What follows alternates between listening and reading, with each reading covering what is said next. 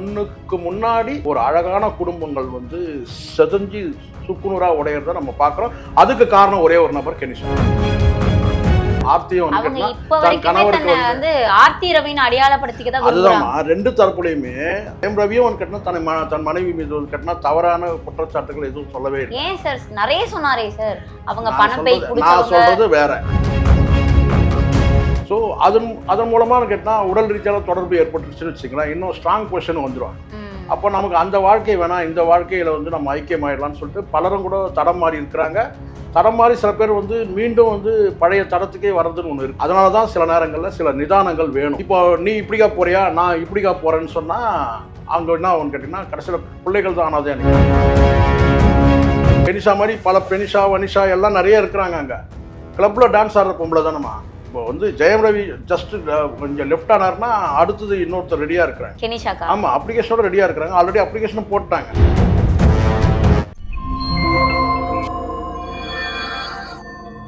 மூச்சு திணறல், மூச்சு இழைப்பு, குரட்டையால் அவதியா? நுரையீரலை ஆரோக்கியமானதாக்கி எளிதாக சுவாசித்திடுங்கள். தங்கம் 24x7 ஆஸ்துமா சிகிச்சை நாமக்கல் மற்றும் கான்பூர். கிங் டிவி நேயர்களுக்கு வணக்கம். இன்று நம்முடன் இணைந்திருக்கும் சிறப்பு விருந்தினர் மூத்த பத்திரிகையாளர் திரு ஷேக்வாரா ஜெய்சங்கர் அவர்கள். சார் வணக்கம் சார்.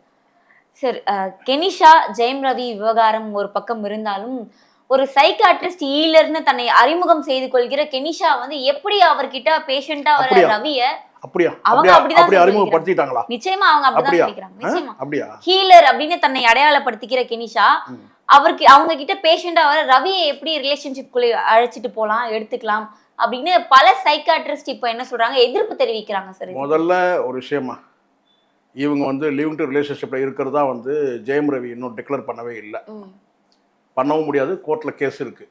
சரிங்களா?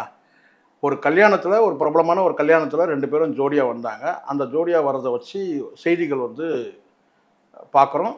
அது கடுமையான விமர்சனத்துக்கு உள்ளாகுது. ஜெயம் ரவி சைடில் 1% கூட அவருக்கு சப்போர்ட்டாக யாரும் வந்து சொல்லலை. எல்லாருமே தவறுன்னு சொல்கிறாங்க. நாமளும் அப்படி தான் சொல்கிறோம். இந்த மாதிரியான நடவடிக்கையில் அவர் ஈடுபட்டுருக்கூடாது. ஏன்னா ஜெயம் ரவியை பார்க்குற பார்வைன்றதுன்னா பெரும்பாலும் மெஜாரிட்டி, மைனாரிட்டின்னு கூட சொல்ல வந்து மேலே சொல்ல முடியும், ஃபீமேல் ஆடியன்ஸு மெஜாரிட்டி பீப்புள்னு கேட்டால் வந்து ரசிகைகள் வந்து ஜெயம் ரவியை கடுமையான விமர்சனத்துக்கு உள்ளாக்குறாங்க. நம்ம பார்க்குறோம்.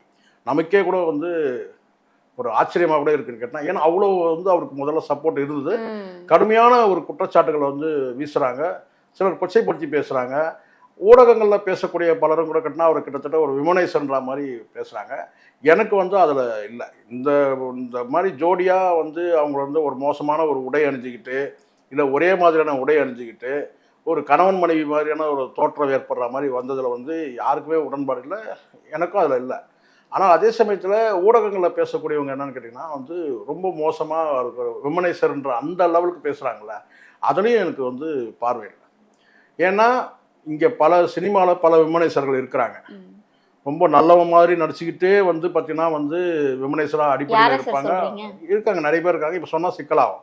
ஆனால் ஒரு பொது பார்வையில், ஒரு நியாய பார்வையில் நம்ம வந்து ஆரம்பத்துலேருந்து நம்ம கூர்ந்து கவனிக்கும் போது ஒருபோதும் ஜெயம் ரவி வந்து ஒரு பெண் பித்தராவோ ஒரு விமனைசராக கேட்டால் வந்து பல குடும்பங்களை கெடுத்துட்டாரு, பிரிச்சுட்டாரு அப்படின்லாம் சில தகவல் இருக்குல்ல, எனக்கு துரோகம் பண்ணிட்டாருன்னு சொல்லி புலம்புறாங்களா, அந்த மாதிரி யாரும் வந்து ஜெயம் ரவியை குற்றம் சாட்டினதே கிடையாது.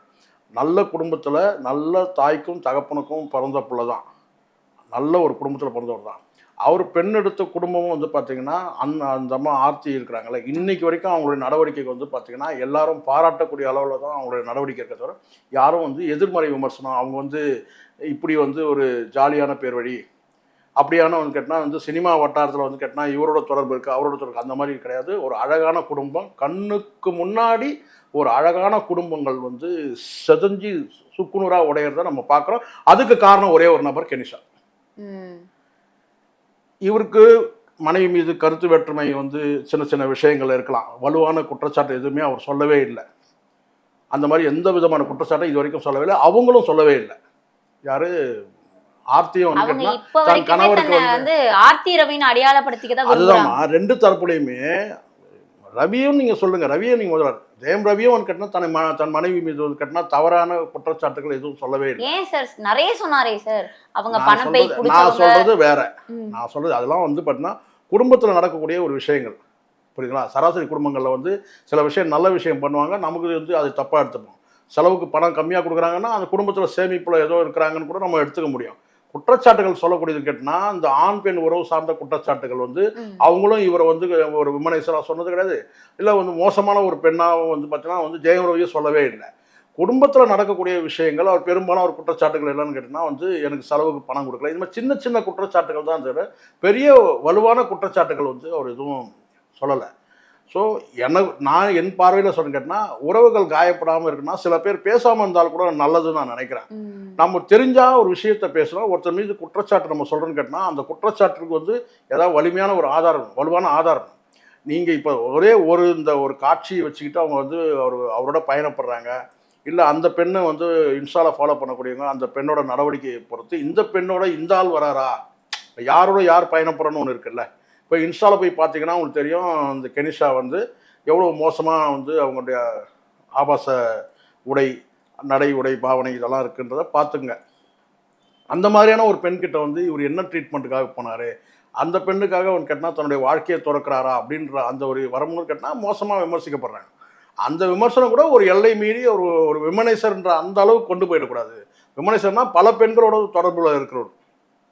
ஒரு கட்டின மனைவியை விட்டுட்டு, நம்பிக்கை உள்ள ஒரு மனைவியை விட்டுட்டு, காதல் மனைவியை விட்டுட்டு இன்னொரு பெண்ணோட ஒரு பயணப்படுறாரு கேட்டினா அவர் ஏதோ ஒரு கெட்ட ஒரு சூழல் இருக்கிறாரு, ஒரு தவறான புரிதல் கூட இருக்கலாம்.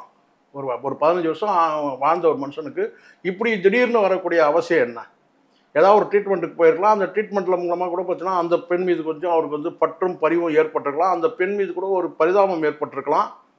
ஸோ அதனால கேட்டால் இந்த அப்போ இன்னொரு பக்கம் என்ன சொல்றாங்கன்னா ஜெயம் ரவியை பத்தின எல்லா தகவல்களும் கெனிஷாக்கு தெரிஞ்சதுனால அவரை கைக்குள்ள வச்சுக்கிட்டு இவங்க எல்லா காயும் நகர்த்துறாங்க. இந்த தவறு பல ஆண்கள் செய்வாங்க, பெண்கள் கூட செய்வாங்க. தன் கணவன் மீது 1000 கருத்து வேற்றுமை இருந்தாலும் அதை இன்னொரு ஆண் கிட்ட பகிர்ந்துக்க கூடாது.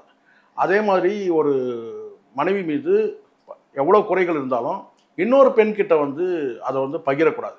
இந்த மாதிரியான வந்து பகிர்தல் வந்து ஒரு நட்பு அடிப்படையில் பகிர்ந்துக்கும் போது, ஷேர் பண்ணிக்கும் போது ஒருவர் மீது ஒருவர் வந்து கேட்டால் வந்து அது காதல் வாய்ப்படுறதுன்னு நம்ம சொல்ல முடியாது. ஒரு வகையான என்ன சொல்ற அட்ராக்ஷன், ஒரு ஈர்ப்பு ஏற்படும். இதை காதல்னால் கொச்சப்படுத்தக்கூடாது, சரிங்களா? ஸோ அதன் மூலமாக கேட்டால் உடல் ரீதியான தொடர்பு ஏற்பட்டுருச்சுன்னு வச்சுங்களேன், இன்னும் ஸ்ட்ராங் பொசிஷன் வந்துடுவாங்க. அப்போ நமக்கு அந்த வாழ்க்கை வேணாம், இந்த வாழ்க்கையில் வந்து நம்ம ஐக்கியமாயிடலாம்னு சொல்லிட்டு பலரும் கூட தடம் மாறி இருக்கிறாங்க. தடம் மாறி சில பேர் வந்து மீண்டும் வந்து பழைய தடத்துக்கே வர்றதுன்னு ஒன்று இருக்குது. வழி மாறி போனாலும் கூட மீண்டும் அந்த வழியை இப்போ எப்படி நம்ம ஒரு காட்டுப்பாதையை நம்ம நடந்து போகும்போது ஒரு ஒற்றையடி பாதையில் நம்ம என்ன செய்யணும்னா ஒரு ஷார்ட்கட்டில் போயிடலாம்னு சொல்லிட்டு சர்வீஸ் ரோட்டில் போவோம். அதுக்கப்புறம் அந்த சர்வீஸ் ரோட்டில் வந்து பார்த்தீங்கன்னா கடைசியில் போய் முட்டில் போய் நிற்கணும்னு கேட்டிங்கன்னா என்னன்னு கேட்டால் இல்லைங்க மேலே வந்து கேட்டால் பைபாஸ் போயிட்டு இருக்குது, நீங்கள் தேவையில்லாமல் இந்த சர்வீஸ் ரோடு வந்துட்டீங்க. அப்போ நான் மறுபடியும் ரிவர்ஸில் வந்து மறுபடியும் வந்து அந்த பாதையை அடையிறதுக்கு கொஞ்சம் காலதாமதமாகும், தேவையில்லாத லேட்டு, ஷார்ட்கட்டில் போகலான்னு சொல்லிட்டு. ஸோ அந்த மாதிரி தான் வழி மாறி போய் மறுபடியும் வந்து சரியான பாதைக்கு வரக்கூடியவங்களும் உண்டு, இல்லை வந்து முட்டு சத்தில் போய் வந்து விழுந்து சத்தவனும் உண்டு, காலத்தை வீணாக்கணவங்களாம் உண்டு. பல பேர் வந்து மாதிரி கேட்டால் காலத்தை வீணாக்கியிருக்காங்க. அப்புறம் அவங்க வந்து ரியலைஸ் பண்ணும்போது வந்து பார்த்திங்கன்னா வந்து அந்த வாழ்க்கை இல்லாமல் போயிடும். அதனால தான் சில நேரங்களில் சில நிதானங்கள் வேணும். இப்போ நீ இப்படிக்கா போறியா, நான் இப்படிக்கா போகிறேன்னு சொன்னால் அவங்க என்ன ஆகும்னு கேட்டிங்கன்னா கடைசியில் பிள்ளைகள் தான் ஆனாதே நிற்கும். பல பேருக்கு அது நடந்திருக்கு. அந்த வகையில் இந்த அம்மா வந்து ஆர்த்தி வந்து நிதானமாக இருக்கிறாங்க. தன் கணவன் வந்து வழி தவறி போனவர் மீண்டும் திரும்பி வந்துடுவாருன்னு ஒரு நம்பிக்கை இருக்கு. சார் ஆர்த்தி எந்த விதத்திலையும் வந்து கெனிஷாவை காயப்படுத்தியோ இல்ல அவங்கள குறிப்பிட்ட எந்த வார்த்தையும் பயன்படுத்தல. அடி ஆனா கெனிஷா அவர்கள் தொடர்ந்து ஆர்த்தியை வந்து அதுதான் இப்ப புரியுதா உங்களுக்கு? ஒட்டுமொத்தமா இன்னைக்கு ஆர்த்திக்கு ஏன் வந்து இந்த விஷயத்துல வந்து அதாவது கட்டினா அடுத்த ஒரு வாழ்க்கையை பத்தி பேசக்கூடாதுன்னு நினைக்கிறவங்க எல்லாம் பேசுறத நான் பார்த்துருக்கிறேன். அந்த ஆர்த்திக்கு ஆதரவா இருக்கிறாங்க. ஏன் அவங்களுடைய நடவடிக்கை தான் சரியான நடவடிக்கை. அவங்க வந்து இந்த பெண்ணை வந்து ஒரு பொருட்டாவே நாங்கள் மதிக்கலை. நல்ல குடும்ப பெண்கள் வந்து இது போன்ற கேவலமான இன்னொருத்தருடைய வாழ்க்கையை வந்து பகிர்ந்துக்கிற இல்லை பறிக்கிற வந்து ஒரு பெண்ணை வந்து மதிப்பே கொடுக்க மாட்டாங்க. ஆனா கெனிஷா தொடர்ந்து வன்மத்தை கக்கிட்டே இருக்காங்களே சார். அதுதான் நான் சொல்றேன். அதனால அது வந்து கட்டினா மக்கள் பார்வைன்னு ஒன்று இருக்குல்ல. இப்போ ஆதரவு எல்லாம் யாருக்கு இருக்கு? ஆர்த்திக்கு இருக்கு. கெனிஷா 1%, ஒரு நபர், யாராவது ஒரே ஒரு ஆளை சொல்லுங்க. ஜெயம் ரவிக்காவது கொஞ்சம் வந்து பார்த்தீங்கன்னா யாரோ ஒருத்தர் வந்து 1000ல் ஒருத்தர் வந்து அவருடைய அது கூட ஒரு அவருடைய வாழ்க்கைன்னு தான் சொல்கிறாங்க, அவர் செய்து சரின்னு தான் சொல்லவே இல்லை. அப்போ அந்த கெனிஷாவுக்கு வந்து பார்த்தீங்கன்னா நெகட்டிவான பார்வை இருக்குது. என்னை பொறுத்த வரைக்கும் ஒரு வழிப்போக்கர் தான். எப்படி வந்து இந்த ரயில் சிநேகம்லாம் எப்படி இருக்குது அந்த மாதிரி ஒரு வழிப்போக்கர். அவங்க வந்து ஜெயம் ரவி வந்து கொண்டா ஒரு பயணத்தில் வந்து அவங்க ஜஸ்ட்டு வந்து வந்துட்டு போகிற ஒரு பெண்ணாக தான் இருப்பாங்க தவிர அவங்கள வச்சு வந்து பார்த்தீங்கன்னா இவர் குடும்பம் நடத்துகிற அளவுக்குலாம் வந்து போயிடுவார்லாம் யாரும் கற்பனை பண்ணிக்குவாங்கன்னா ஒரு கட்டத்தில் அவங்களே வந்து இவரை விட்டு விலகி போயிடுவாங்க. இதை விட வந்து இப்போ இன்றைக்கி நான் கேட்குற கெனிஷா வந்து பெரிய ஹீலர்ன்றதுனால இப்போ வந்து இவ்வளோ பெரிய விளம்பரப்படுத்தி இவ்வளோ பெரிய ஆளாக தெரிகிறாங்களா? பிரபலமாக தெரியுறாங்க? பெரிய ஆள் இல்லை, பிரபலமாக தெரியுறாங்களா? ஜெயம் ரவின்னு ஒருத்தர் வந்து பார்த்தீங்கன்னா வந்து ஒரு பெரிய நடிகர்கிட்ட வந்து இவங்க வந்து பழக்கம் ஏற்பட்டதுனால தான் இன்றைக்கி பிரபலமாக வந்து பேசப்படுறாங்க. இல்லைன்னா அந்த கெனிஷா மாதிரி இவங்க வந்து கோவா போனீங்கன்னா தெரியும், கெனிஷா மாதிரி பல பெனிஷா வனிஷா எல்லாம் நிறைய இருக்கிறாங்க. அங்கே கிளப்பில் டான்ஸ் ஆடுற பொம்பளை தானம்மா. நான் கொச்சப்படுத்தலை, அவங்க ப்ரொஃபஷனல் தான் நான் சொல்கிறேன். பெரிய சொல்லிக்க வேண்டியதான் ஹீலர்னு சொல்லிட்டு. சைக்காட்டிஸ்ட் நான் சொல்கிறது நல்லா புரிஞ்சுங்க. இங்கே தேர்ந்த சைக்காட்டிஸ்ட்லாம் இருக்கிறாங்க, இந்த உளவியல் படிக்கிறாங்கல்ல, இவங்கெல்லாம் தேர்ந்தவங்க. இதெல்லாம் அரையும் குறையுமா ஏதோ படிச்சுட்டு வந்துட்டு இப்போ அவங்க தான் சார் எதிர்ப்பு தெரிவிக்கிறாங்க. சைக்காட்ரிஸ்ட் ஹீலர்னு அறிமுகப்படுத்திக்கிற அடையாளப்படுத்திக்கிற கெனிஷா பேஷண்ட் கூடவே உறவுல இருக்கிறது எந்த விதத்துல நியாயம்? அதுவே இப்போ நீங்கள் அது தொழிலாக நீங்கள் எடுத்துட்டீங்கன்னா, இப்போ சைக்காட்ரிஸ்ட் தொழிலாக நீங்கள் எடுத்துட்டீங்கன்னா அதுவே துரோகம் தானே. இப்போ பாருங்க, இப்போ ஜெயம் ரவி மாதிரி பல பேர் வந்து அப்ளிகேஷனோட ரெடியாக இருக்கிறாங்க. இப்போ வந்து ஜெயம் ரவி ஜஸ்ட் கொஞ்சம் லெஃப்ட் ஆனார்னா அடுத்தது இன்னொருத்தர் ரெடியாக இருக்கிறாங்க. கெனிஷாக்கா? ஆமாம், அப்ளிகேஷனோட ரெடியாக இருக்கிறாங்க. ஆல்ரெடி அப்ளிகேஷனும் போட்டாங்க. அதனால் வந்து என்னை கேட்டாலும் கேட்டினா வந்து ஒரு மனைவி மீதான வந்து ஒரு ஒரு அளவற்ற ஒரு கோபம் கூட நம்ம வச்சுக்க முடியும். இது எல்லா கணவருக்கும் வருமே. மனைவி மீது கோபப்படக்கூடாதா? எல்லாருக்கும் வரும். சராசரி குடும்பத்தில் இருக்கிற அத்தனை பேருக்குமே கேட்டினா அந்த கோபம் டெம்பரரியாக இருக்கும், அவ்வளோதான். அந்த டெம்பரரி பீரியடை இவங்க பயன்படுத்திக்கிறாங்க. கோபம் இருக்கிறதுனால ஒரு பெண் கூட உறவுல இருக்கிறது அப்படி இல்லைம்மா. இங்கே தான் நான் சொல்கிறது உங்களுக்கு புரியல. உங்களுக்கு இந்த இடத்துல வந்து ஒரு கேப் விடும்போது அந்த கேப்பை வந்து இவங்க பயன்படுத்திக்கிறாங்கன்னு நான் சொல்ல வரேன். கணவன் மனைவிக்குள்ளே ஒரு இடைவெளி இருக்குல்ல, அந்த இடைவெளியில் வந்து இவங்க பயன்படுத்திக்கிறாங்கன்னு நான் சொல்கிறேன். அதனால தான் நான் ஜெயம் ரவி நான் வந்து பெரிய வந்து சார்ஜஸ் பண்ண மாட்டேன். இவங்க சொல்கிறாங்களே, மற்றவங்களாம் பேசும்போது சொல்கிறாங்களே ஜெயம் ரவி வந்து விமனைசரு அப்படி சொல்லிட்டு. விமனைசர்னா கடந்த 20 வருஷமாக ஏதாவது ஒரு நடிகை வந்து குற்றம் சாட்ட சொல்லுங்கள், ஜெயம் ரவி இப்படிப்பட்ட நபர், எத்தனை நடிகர் மீது எப்படியான குற்றச்சாட்டுகள்லாம் வருது சொல்லுங்க பார்க்கலாம். அந்த மீடியாவில் பேசும்போது வியூவர்ஸுக்காகலாம் பேச முடியாது, நியாயத்தை பேசணும், தர்மத்தை பேசணும். எந்த வகையில் நீங்கள் வந்து ஜெயம் ரவி இந்த ஒரே ஒரு எரர் தாண்டி இதுக்கு முன்னாடி ஏதாவது ஒரு நடிகையோட ஒரு கிசுகிசுக்கப்பட்டாரா? இல்லை. அப்போ இந்த சூழ்நிலை வர்றதுக்கான கேட்டால் அவங்களுக்குள்ள ஏற்பட்ட அந்த இடைவெளியை வந்து இவங்க பயன்படுத்திட்டாங்க, அவ்வளோதான். ஒரு ஹீலர்கிட்ட போய் பேசும்போது மனம் வந்து நிறைய விஷயங்கள் வந்து ஒரு பர்சனலாக வந்து பல விஷயங்களை வந்து கொட்டும்போது அவங்க வந்து இதை வந்து இந்த பலவீனத்தை பயன்படுத்திக்கிறாங்க. அப்போ கெனிஷா ஃபேமஸ் ஆகணும் அப்படின்றதுக்காக தான் ஜெயம் ரவி ஃபேமஸ் ஆகணும் இல்லைம்மா. இப்போதைக்கு கேட்டால் வந்து ஒரு பிரபலமான நடிகர், பணம் இருக்குது, ஒரு என்ன கேட்டால் ஒரு ஸ்டாண்டர்ட் லைஃப் நம்ம வந்து ஏற்படுத்திக்கலாம் அப்படின்னு நீங்கள் நினைக்கலாம். அது வந்து சாத்தியப்படாது. காரணம் கேட்டால் அவங்களுடைய ப்ரொஃபஷனலே வந்து பார்த்திங்கன்னா வந்து நல்ல இப்போ இதை வந்து எப்படி எடுத்துக்கணும்னு கேட்டால் ஜெயம் ரவி வந்து ஒரு நல்ல மனிதன்ற அந்த ஒரே ஒரு காரணமே வந்து பார்த்தீங்கன்னா இவங்களை விட்டு விலகிறதுக்கான வாய்ப்பாயிடும். ஜெயம் ரவி நல்ல மனிதன்றதுனாலே தன் மனைவி மீது உள்ள சின்ன சின்ன குறைகளை வந்து குடும்பத்தில் நடக்கிற சில விஷயங்களை இன்னொருத்தர்கிட்ட அவர் பகிர்ந்துட்டு இருக்கிறாருன்றதுக்கு ஒரு அடையாளமாக எடுத்துக்க முடியும். இதே வந்து ஒரு கன்னிங் மைண்டாக ஒரு கல்பிரிட்டாக இருந்தான்னு வச்சுங்களேன், அவன் வந்து கேட்டால் வந்து அவன் ஏமாத்துறவனாக இருந்தான்னு வச்சுங்க, அப்போ அவனுடைய நடவடிக்கை இவர் வந்து கொஞ்சம் வெள்ளையஞ்சியாக தனக்கு ஏற்பட்ட வந்து மனக்குறைகளை வந்து இன்னொருத்தர்கிட்ட பெண்கிட்ட பகிர்ந்துக்கிறது மிகப்பெரிய தவறான விஷயம். நான் தான் ஏற்கனவே சொல்கிறேனே, ஒரு கணவன் வந்து தன் மீது மனைவி மீது எவ்வளோ குறைகள் இருந்தாலும் அது இன்னொரு பெண் கிட்ட பகிர்ந்துக்க கூடாது. அதே மாதிரி தான் சொல்கிறேன், ஒரு ஆணை வந்து கணவன் வந்து அவங்ககிட்ட இருக்க குறையை வந்து இன்னொரு ஆண்கிட்ட வந்து ஒரு பெண் பகிர்ந்துக்கூடாது, ஒரு மனைவி பகிர்ந்துக்கூடாது. அப்படி பண்ணால் இந்த மாதிரியான சிக்கல்கள் வந்து வரும். கெனிஷா வலையில ரவி விழுந்துட்டாரு. வலையிலாம் கிடையாது. இவருனா வலையில விழுந்துக்கிறோம்னா மீனா இவர் அப்படிலாம் கிடையாது, வலையெல்லாம் கிடையாது. இப்போதைக்கு ஒரு என்ன சொல்ல ஒரு பேட் சுச்சுவேஷன், ஒரு என்ன கேட்டினா ஒரு கடுமையான நெருக்கடியில் இருக்கிறார். இது வந்து எனக்கு தெரிஞ்சது கேட்டினா நீண்ட காலம் இந்த வழக்கு பயணிக்குமானால், இந்த நீண்ட காலம் இந்த வழக்கு நடக்குமானால், இந்த விவாகரத்து வழக்கு நடக்குமானால் இவர் ரிவர்ஸ் ஆகிறதுக்கான வாய்ப்பு இருக்குது. என்னுடைய அனுபவத்தில் நான் என்னுடைய பார்வையில் நான் சொல்கிறேன், ஒரு சின்ன ஒரு லைன் சொல்கிறேன், அது அனுமதிங்க. ஒரு விவாகரத்து வழக்கு போகுது, பெரிய குற்றச்சாட்டு அவங்க மேலே எதுவுமே இல்லை. மனமாகி 1 வருஷம் தான் ஆகுது. இத்தனைக்கும் பிள்ளைகள் கூட கிடையாது அவங்களுக்கு. மன வாழ்க்கை போயிட்டு இருக்கும்போது சின்ன சின்ன வந்து ஒரு ஈகோ பிரச்சனையில் 2 பேரும் பிரிகிறாங்க. 2 தரப்பு குடும்பத்துக்கும் பெரிய தள்ளுமுள்ளு சண்டை நடக்குது. விவாகரத்து அப்ளை பண்ணுறாங்க. நீதிமன்றத்தில் நடக்குது. இதே சென்னை ஹைகோர்ட்டில் நீதிமன்றத்தில் தான் வந்து நடக்குது. 2 சைட்லேயும் வந்து கேட்டால் ஒரு 15 பேர் இருக்கிறாங்க. விவாகரத்து முதல் டேட் அந்த வரும்போது மனு தாக்கல் பண்ணும்போது இந்த சைடில் வழக்கறிஞர் ஒரு 15 பேர், அந்த சைடில் ஒரு வழக்கறிஞர் ஒரு 15 பேர். நான் கூட ஒரு பார்வையாளரை தான் நான் பார்க்குறாங்க. சரி, ஏன்னா வந்து அந்த குடும்பம் வந்து ஓரளவுக்கு அறிமுகமான குடும்பம் தான். அங்கே வந்து வந்து எந்த சைடும் போகாமல் நம்ம போய் பார்க்கணும். ஒரு கட்டத்துக்கு பிறகு ஒரு வாய்தா 2 வாய்தா போச்சுங்க. 2வது வாய்தா 3வது வாய்தான்னு நினைக்கிறேன். இந்த சைடில் வந்து ஒரு 7-8 பேர் இருக்கிறாங்க, அந்த சைடில் ஒரு 7-8 பேர் இருக்கிறாங்க. அதுக்கப்புறம் இன்னும் ஒரு 1 மாதம் 2 மாதம் அப்படியே தள்ளி போகும்போது பார்த்தீங்கன்னா ஒரு 2 பேர், அந்த சைடில் 2 பேர், இந்த பெண்ணு கூட வந்து 2 பேர், அப்பா அம்மாவோ அல்ல அண்ணன் தம்பி இந்த மாதிரி 2 பேர், இந்த சைடில் 2 பேர். அப்புறம் ஒரு 2 மாதம் போகும்போது பார்த்தீங்கன்னா இந்த சைடில் ஒருத்தர், அந்த சைடு அவங்க மட்டும் வராங்க. பெண் சைடில் அந்த பெண் மட்டும் வராங்க, இவங்க மட்டும் வராங்க. மதியத்துக்கு மேலே கேஸை தள்ளி வைக்கிறாங்க.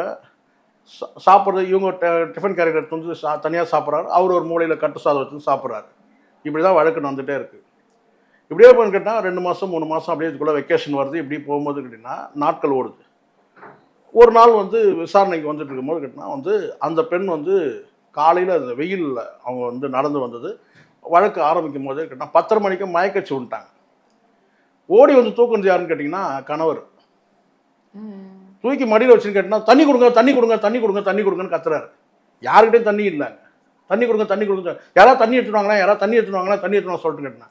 இவன் விட்டு போக வேண்டியதானே, நீ தான் விவாகரத்து வந்து அப்ளை பண்ணிட்டேடா, போக வேண்டியதானே. தண்ணி கொடுங்க தண்ணி கொடுங்க சொல்லிட்டு பக்கத்தில் இருக்க எல்லாரும் திட்டலாம், தண்ணி கொடுக்குறது சரி தண்ணி இருக்கணும். அப்புறம் தண்ணி எடுத்து தெளிச்ச உடனே அப்படின்னு சொல்லிட்டு அப்புறம் நான் இன்னும் சாப்பிடலன்னா அப்புறம் ஜட்ஜி எல்லாம் பார்த்துன்னு கேட்டால் அந்த கேஸை வந்து தள்ளி வைக்கிறாங்க. அதுக்கப்புறம் வந்து அடுத்த கேஸை விசாரிக்கணும். அதுக்கப்புறம் ஓரமாக வராண்டாவில் கொண்டு வந்து அவனே உட்காரச்சு, இன்னும் காலைல சாப்பிடலையா நீ? நான் சாப்பிடல வந்து இது உங்களுக்குள்ள அந்த இது நடக்குது. அதுக்கப்புறம் மதியத்துக்கு மேலே அந்த கேஸ் வைக்கிறாங்க. 2 பேருமே இதை வழக்கறிஞர் பார்த்துட்டு சொன்னது, 2 பேருமே பக்கத்தில் ஒரு பிரபலமான ஒரு ஹோட்டல் இருக்குது, அந்த வந்து அந்த ஹைகோர்ட்டுக்கு எதிர்க்க 2 பேரும் உட்காந்து சாப்பிட்டு இருக்கிறாங்க. ஒரே டேபிளில் 2 பேரும் எதிர்க்க உட்காந்து சாப்பிட்டு பேசிக்கினா சாப்பிட்டு இருக்கிறாங்க. அதுக்கப்புறம் அந்த கேஸ் எதுக்கு நடத்தணும்? முடிஞ்சிச்சு இல்லை? இப்போ புரியுதுங்களா? கூட இருக்கிற கூட்டங்களால கூட சில நேரங்களில் அந்த மாதிரி நடக்கும். அந்த மாதிரி அதுக்கப்புறம் அந்த கேஸே என்ன நடந்துச்சுன்னா அந்த கேஸை அதுக்கப்புறம் விட்ரா பண்ணிட்டு அவங்க 2 பேரும் வந்து பார்த்தீங்கன்னா குடும்பம் நடத்தி இன்னைக்கு 2 பிள்ளைங்க இருக்கு. 2 பேருக்கும் 2 குழந்தைங்க இருக்குமா. அந்த கேஸை வாபஸ் வாங்கிட்டாங்க. 2 வந்து வக்கீல்னு சொல்லி அனுப்பிச்சிட்டாங்க, இந்த கேஸை நீங்கள் மேலே நடத்தக்கூடாது, நீங்கள் எல்லாம் இன்னும் சமாதானமாக போயிடுங்க, எல்லாம் முடிஞ்சு போச்சு இல்லை, அப்புறம் என்ன.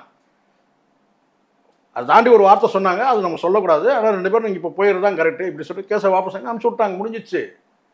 2 பிள்ளைங்க இருக்கிறாங்க இன்றைக்கி. ஸோ இதெல்லாம் ஆவேசமாக ஓடக்கூடியது தான்மா. காவல் நிலையத்தில் இந்த குடும்ப விஷயங்கள் போனால் சில உத்திகள் கடைபிடிப்பாங்க போலீஸ் அதிகாரிகள், தெரியுமா?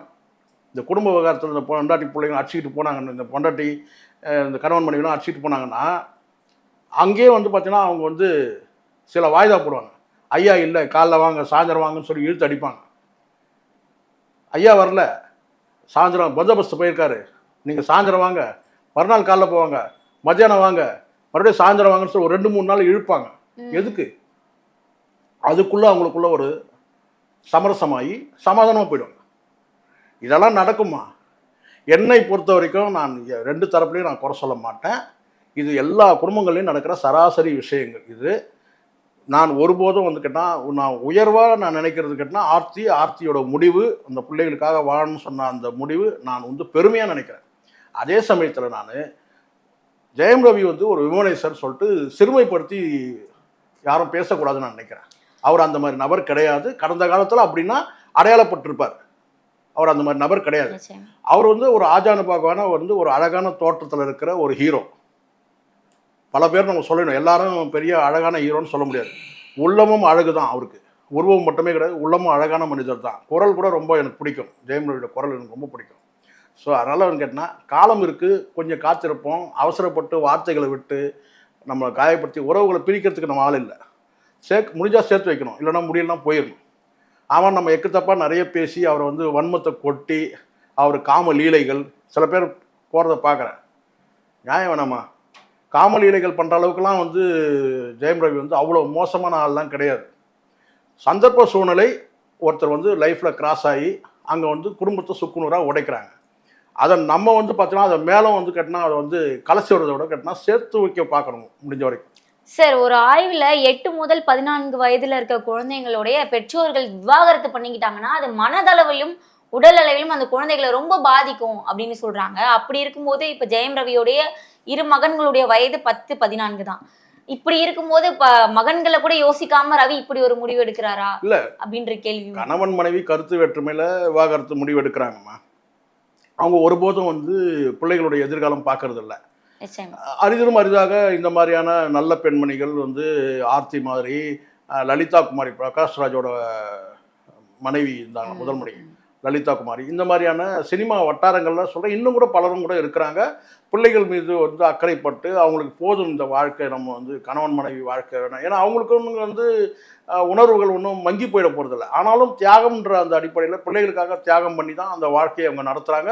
வேற எந்த ஆணோட தொடர்பு வச்சுக்கிறது கிடையாது. முழுக்க முழுக்க தனிமைப்பட்டு அவங்களுக்கான வாழ்க்கை பிள்ளைகளோட ஐக்கியமாகி கல்யாணம் பண்ணி பேரன் பேத்தின்னு அப்படி வந்து வாழ்க்கையை வந்து வாழறாங்க நம்ம பார்க்குறோம். இது வந்து ரொம்ப வந்து மதிக்கக்கூடிய ஒரு பெண்ணாக தான் நம்ம வந்து ஆர்த்தியை நம்ம பார்க்குறோம். ஆனால் அது இல்லாமல் கணவன் இந்த பக்கம் போகிறான், நம்ம இந்த பக்கம் போகணும்னு சொல்லிட்டு பலரும் கேட்டால் பிள்ளைகளை வந்து கணக்கில் எடுத்துக்காமல் விவாகரத்துகள் நடக்குது. நீதிமன்றம் வந்து என்ன நினைக்குதுன்னு கேட்டிங்கன்னா, ஒரு வெல்ஃபேர், இந்த பிள்ளைகளுக்கு ஒரு வெல்ஃபேர் பண்ணணும் அப்படின்னு சொல்லிட்டு பண ஆதாயங்களையும் அந்த வாழ்க்கைக்கான உத்தரவாதங்களையும் வந்து செஞ்சு கொடுக்குது நீதிமன்றம். இல்லைன்னு சொல்கிறாங்க. ஒரு ஜீவனம்சம் வாங்கி இல்லை பிள்ளைகளை வளர்க்குறதுக்கான வந்து நீங்கள் தொகையை டெபாசிட் பண்ணோம், இதை வந்து கார்டியன் போட்டு அர்த்தம் இதெல்லாம் செய்யுது. நான் இல்லைன்னு சொல்ல, நீதிமன்றம் செய்யுது. ஆனால் உளவியல் ரீதியாக வந்து அந்த பிள்ளைகளுக்கான என்ன மாதிரியான பாதிப்பை ஏற்படுத்து, அதுக்கு என்ன நிவாரணம் சொல்லிட்டு நீதிமன்றம் தேடின மாதிரி எனக்கு தெரியல. இப்போ ஒரு வளர்ந்த பிள்ளைகள் இப்போ வந்து எல்கேஜி யூகேஜின்னு சொன்னால் அந்த பிள்ளைகளுக்கு பெருசாக தெரியாது, என்ன நடக்குதுன்னே தெரியாது அந்த பிள்ளைகள். ஆனால் ஒரு வளர்ந்த பிள்ளைகள் 2ஆம் கட்ட நிலையில் இருப்பாங்க தெரியுங்களா, இந்த மாதிரி இந்த டீன் ஏஜில் இருக்கிறாங்க.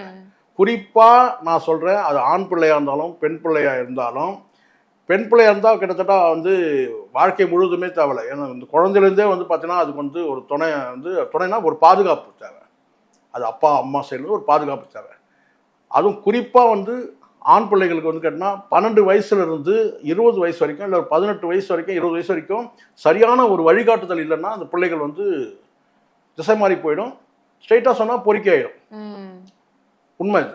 ஏன்னா ஆர்த்தியும் உருக்கமா போட்டது என்னன்னா, என்னுடைய 2 மகன்களும் பாதிக்கப்படுறாங்க. அதுதான்மா. இப்போ இந்த பிள்ளைகளுக்கு வந்து இப்போ நீங்கள் இயல்பாக நடக்கும்ல. இப்போ இந்த பிள்ளைகள் ஸ்கூலுக்கு போகிற பிள்ளைகளாக இருப்பாங்க, அதுவும் படித்த அதாவது நல்ல ஒரு பணக்கார குடும்பத்தில் படிக்கிற பிள்ளைகள்கிட்ட வந்து இன்னும் வந்து அவங்களுக்கு வந்து இந்த இணையம் மூலமாக பல விஷயங்கள் தெரிஞ்சுக்கிறதுக்கான வாய்ப்பு இருக்குது. இப்போ சாதாரண வந்து பள்ளிக்கூடங்களில், எல்லா பள்ளிக்கூடங்களையும் இப்போ தெரியுது, பிள்ளைகளுக்கு வந்து செய்தி உடனே வந்துடுது, செல்ஃபோன் மூலமாக வந்துடுது.